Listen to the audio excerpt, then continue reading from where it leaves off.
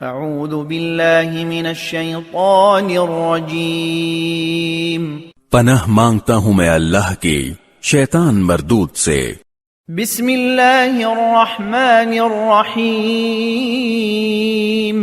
شروع اللہ کے نام سے جو سب پر مہربان ہے، بہت مہربان ہے۔ الحمد للہ الذی له ما فی السماوات وما فی الارض وله الحمد فی الآخرہ وهو الحکیم الخبیر۔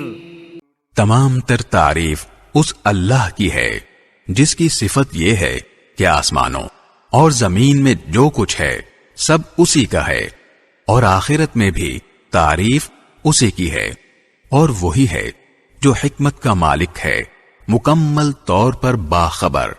يعلم ما يلج في الأرض وما يخرج منها وما ينزل من السماء وما يعرج فيها وهو الرحيم الغفور۔